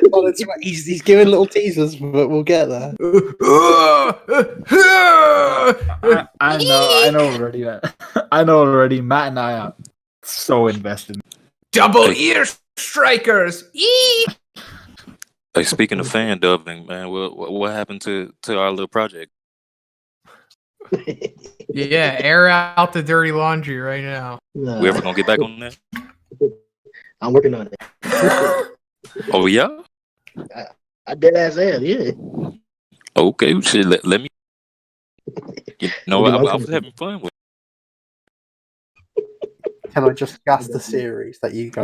We was doing fan dubbing for fan chat. Don't say nothing. What you mean? No, Too late. I'm stealing it. You already said enough. Ain't nobody trying to steal that.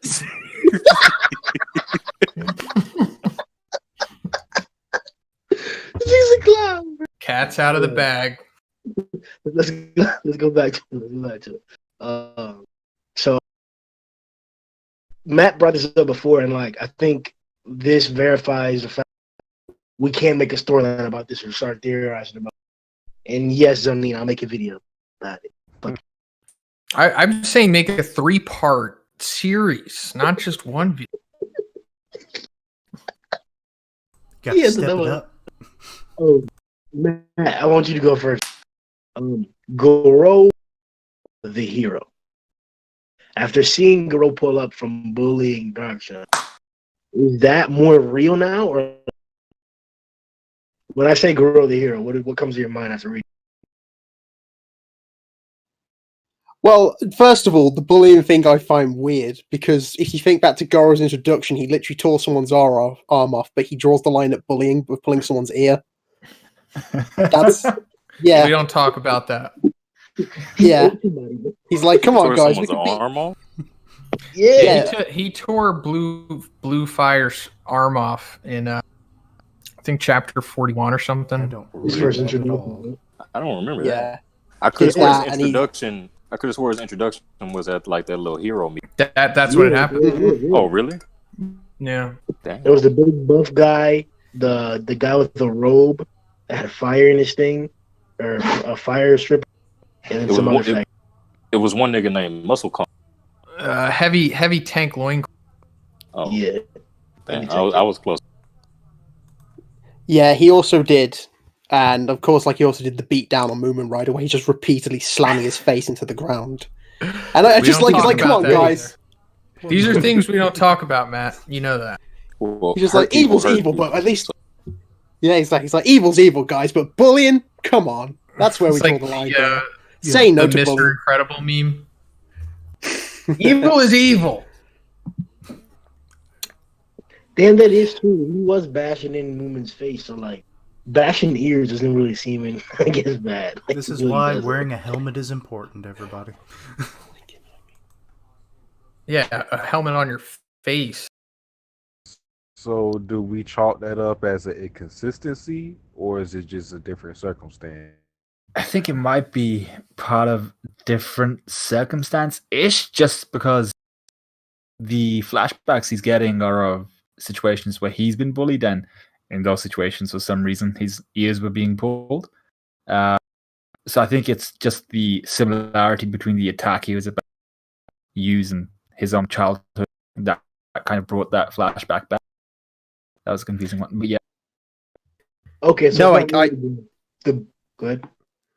I would say I agree with that, but it's definitely also for me like his interaction with Vitario.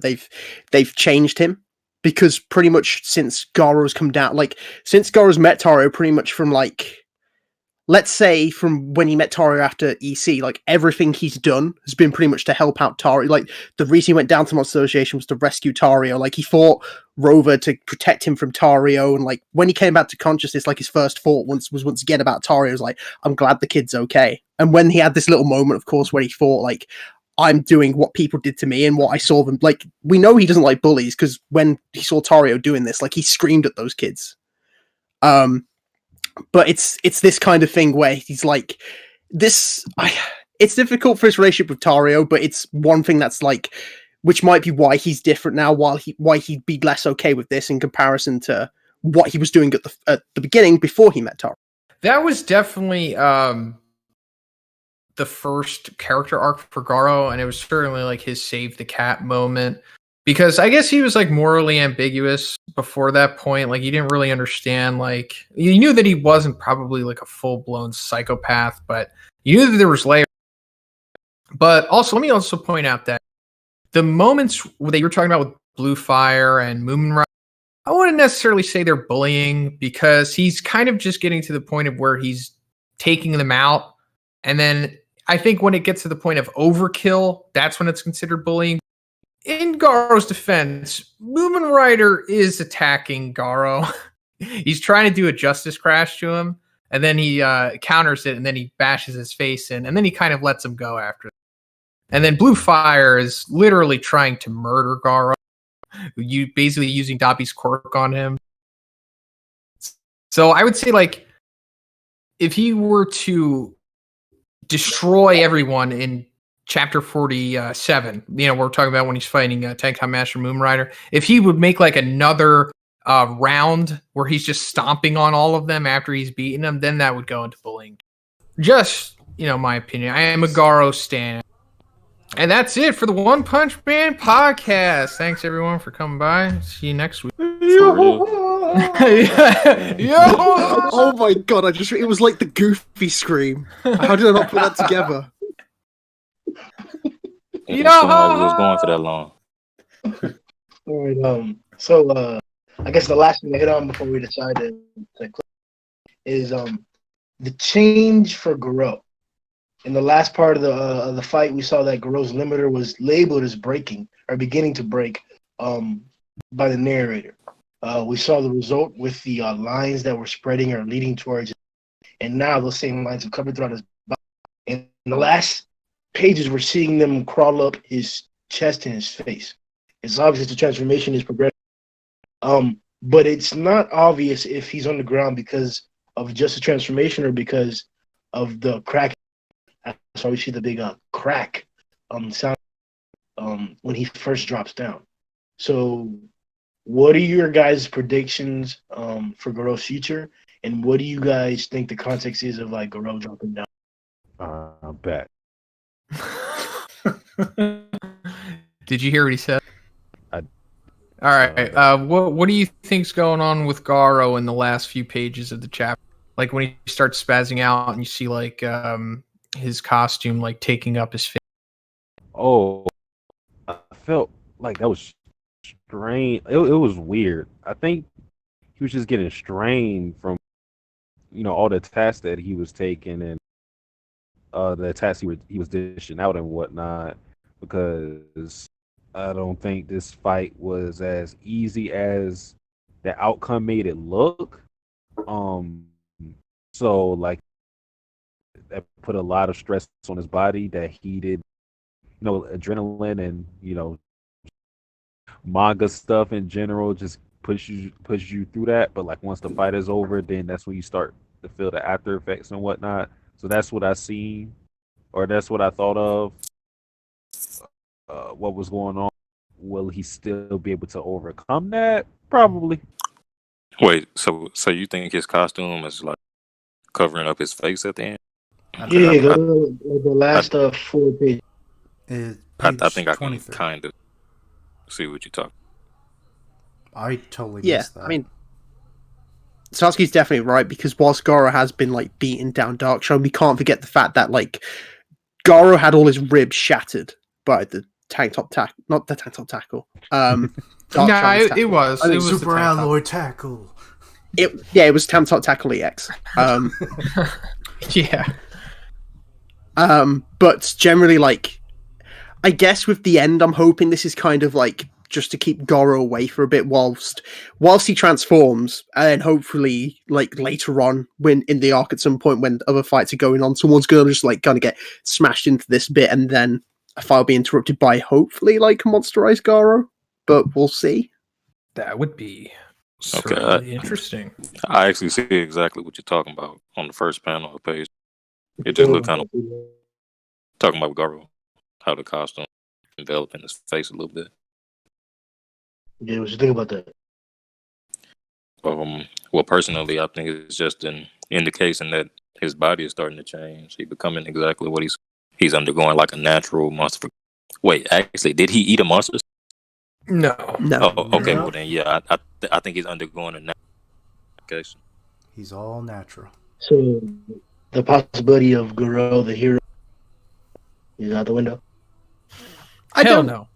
No, because I mean, he stopped. You literally can see his face change from when he realizes what he's about to do. Like literally, the shading changes in his face from when he's about to like attack, and like his eyes change color. I think it's definitely there. It's just currently he doesn't have anyone to protect, and it's going to be whenever he meets Tario again. That's when we're going to see how much this has affected him. Well, I think even if he does become a monster, like that's not going to stop him from being a hero. He could, go down that same trajectory that it seemed like he was going from the very, where it seems like he's going to be like the main nigga or whatever, and then he could undergo a change again. And Wait, you think he's going to change into like dark? no, I don't think he's going to change into dark. No, because you said he was going to be. Yeah. No, that's. I'm just playing. No, I just in case anybody's listening, I was like, oh my god. But Oh my god, I can't believe you said that. why would he do? But Dislike. I think it's possible that he could be a monster and then become a hero after having his heart in one way or another. He's the anti-villain. Yes. I'm not exactly sure what that term is. So It means that you're a hero, but you do things in the most brutal ways. Like the Hulk. Like, he'll beat the shit out of everybody, sometimes its own allies, as long as the end result is that the good guys win. So is Batman an anti-villain? He can be. A character with heroic goals, personality traits, and/or virtues who is ultimately their desired Anti-hero. are mostly good, but their means are getting there range from evil to undesirable. Yep, exactly. So would you say Batman falls into that? Oh, No, I Batman's think- fell I in think that they- hole a lot. It'd be like L from Death.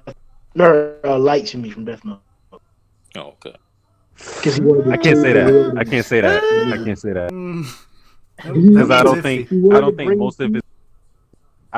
most of his motives are heroic. I think he disguises them as heroic. Yeah, I'd say like I think initially he was in denial, like he was trying to make himself into like a benevolent god, but his true color started to show eventually. Aka Inu, he's like an anti-villain. Who's that? That's good. Yeah. Red Dog. Kind of. Yeah. Maybe Speaking of if which, you read One Piece. Sakazuki. Oh, Lava Dude. Speaking of which, the Ace diss track is coming soon. I can't wait. I'm dead ass. I'm not playing.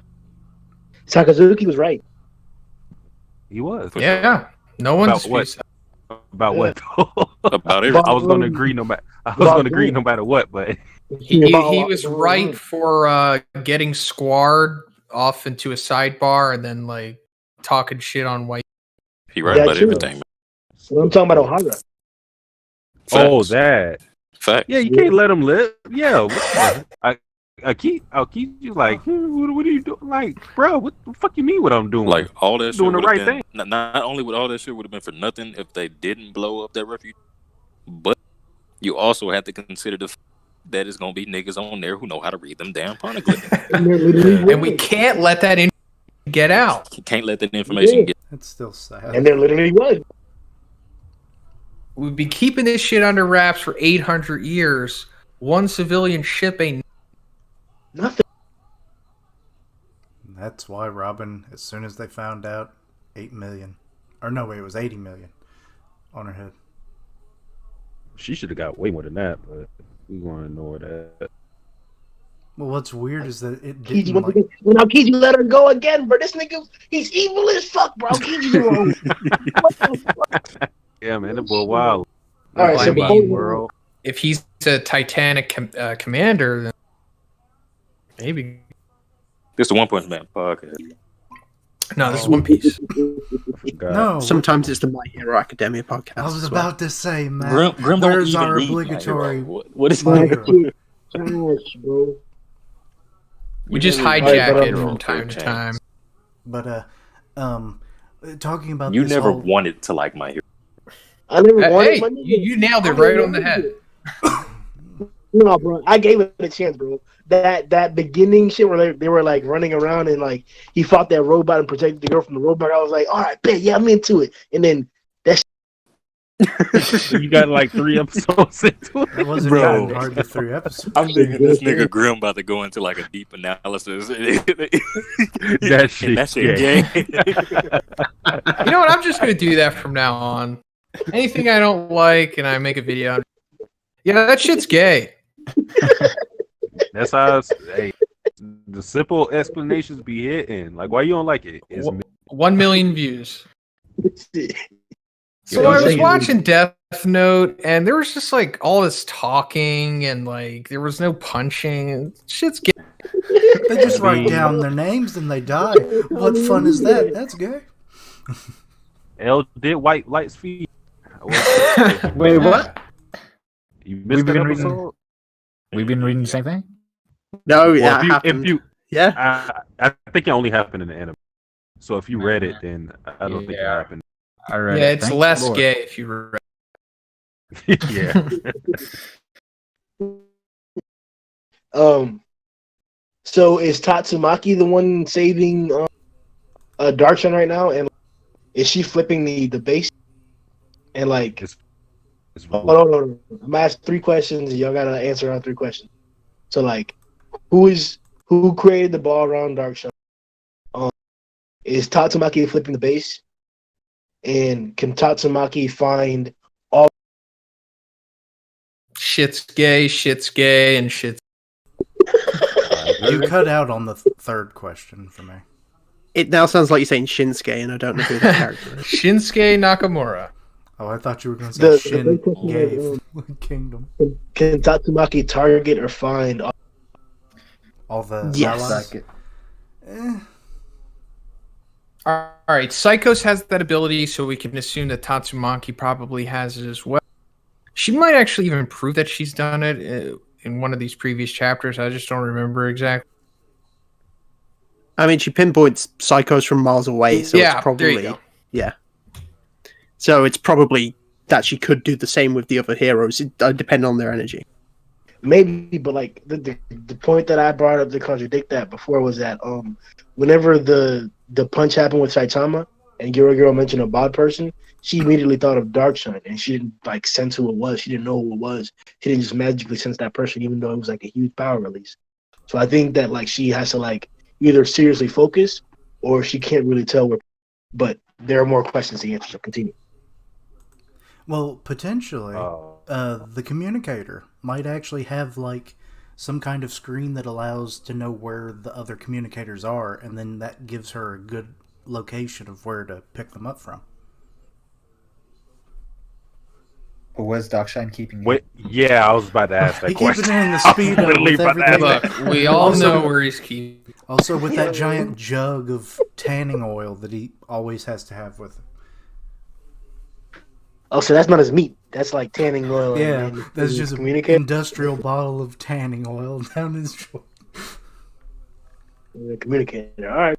But anyway, Why don't you answers grab it to the questions are all pretty much yes. In chapter 128, towards the beginning, Tatsumaki's like, I don't know how deep this goes, although I want to turn the whole base hideout upside. She also kind of says that in chapter 90 or something, like when at the S-class meeting, Like you see her basically picturing her in her mind, like destroying the whole entire Monster Association. Yeah, she's like, can I just mess it up and flip it? Yeah, there you go. So that's ultimately her plan here. And then she got the green light at the end of chapter 128 when Terrio was saved. We saw her going full power. So this is her contingency, searching out all the heroes, making sure that they're going to survive. Interesting, because you'd think that Tatsumaki wouldn't care that much, but apparently she does. Good girl, Tatsumaki. Development. Hero we need. I don't even know if it's development. I think it's kind of like one of those things like, shit, I might as well. Well, it might have been something that was already there. It's just she doesn't like to show it. Because just like in the last chapter where she's like, well, someone just saved that goddamn kid already. Yeah. It's like she wants to save him. It's not so much that she's like feels, like, God, I gotta go save the kid, or anything. It's like, no. So she's assumed that. Is that what you're saying? I don't know. But I wasn't expecting this. Like her to just bubble everybody and start lifting them up. So that's interesting. But yeah, it's going to be weird bubbling Atomic Samurai's core. It's like, God, bro. This is the terrorist leader right here, bro. This is why they're gonna clutch him. She's gonna be like, what the hell is this black sperm doing? I could have sworn he was alive 5 minutes ago. Did I accidentally kill him? Damn, bro. Pieces of fuck. But to answer your questions, Grimm, I agree with Shonen. Yes to all three. I think it would be interesting though with the barriers if she's doing it for all the heroes, and it's also a question of does she know the location of everyone? Now, when I say everyone, I don't mean just the heroes that walk or went down in there with her. I'm talking Bang, Fubuki, Saitama. Yeah. Because if she does, this is going to be a problem. I would assume she does. I don't think she would do something so reckless. Yeah. The only one I'd say that she probably doesn't have like an idea of his signature. I reckon all the people that she knows of at the very least. So even people like Flash, she'll put him in a bubble hole. But people who she doesn't really recognize as having even been down there. So I think someone like Saitama, she probably won't put in a bubble just because she won't recognize who he is. She'll probably just assume he's a monster, and then so she probably knows there's certain ones, and everyone else is just an enemy down there. Yeah. Does Tatsumaki have to? No. Yeah. She was talking to Psychos like through telepathy. And they can sense each other's like psychic energies. That was one way. That would have been like she wasn't like intruding. She was like, what? Well, in that case, I would assume she can discern everybody's location. It was unconsensual telepathy. Oh, God. Well, there's a word for it now, I guess, huh? But then again, we know that Psychos has telepathy. Tatsumaki speaking to her through telepathic means doesn't necessarily mean that Tatsumaki is a telepath, though. Yes, I'm saying, yeah. Because even like in the X-Men, for instance, like people can talk back to Professor Xavier or Jean Grey, even if they don't have telepathy themselves. Yeah. Good point. Yeah. But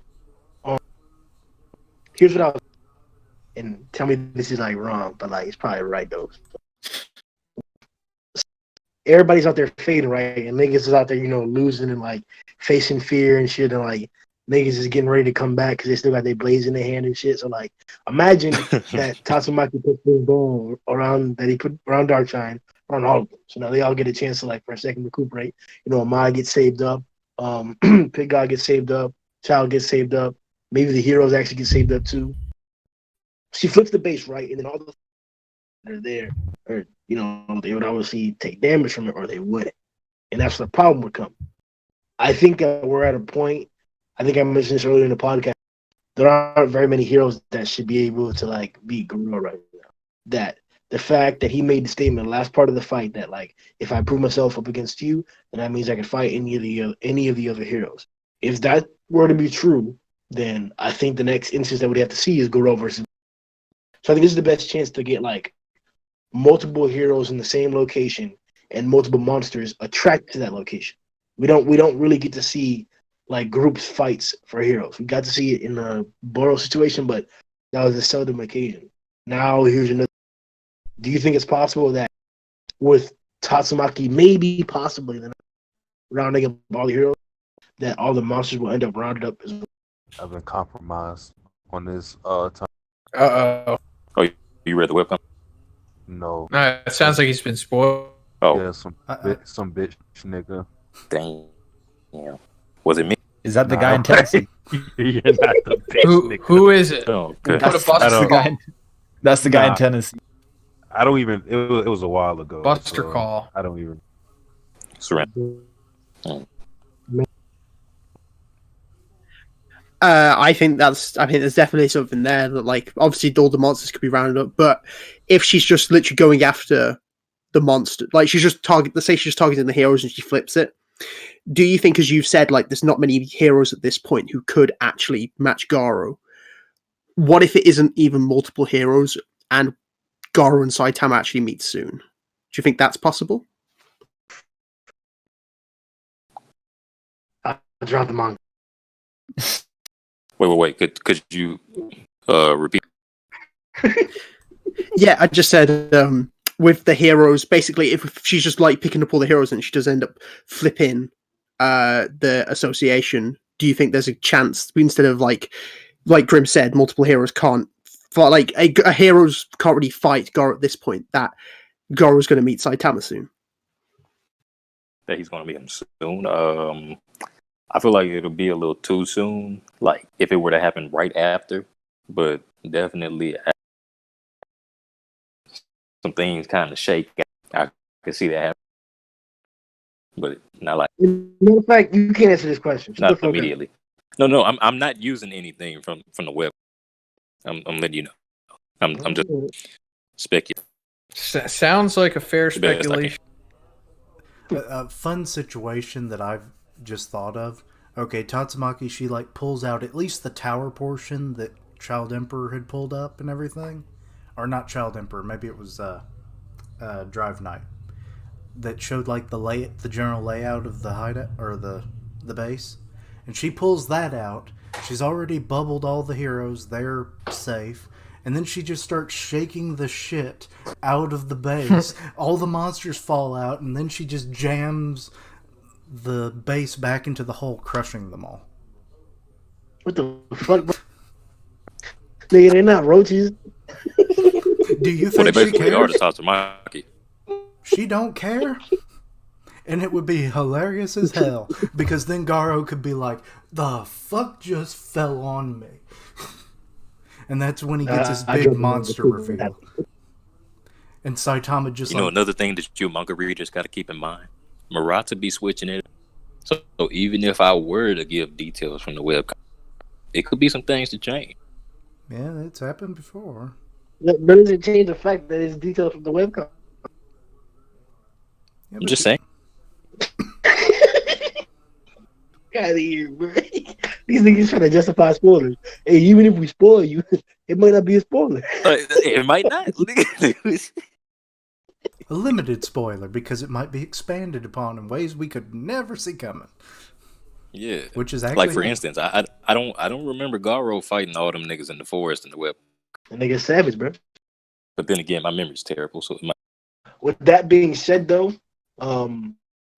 that concludes the One Punch Man podcast for chapter 129. Make sure you check out everybody's content throughout. The Corona Marathon will continue. Niggas dropping content on a daily basis, so make sure you check everybody out. I think You just demonetized Who are you yourself. talking Grimm. about? Daily, you said Corona. I said it too. Now you demonetized. Daily?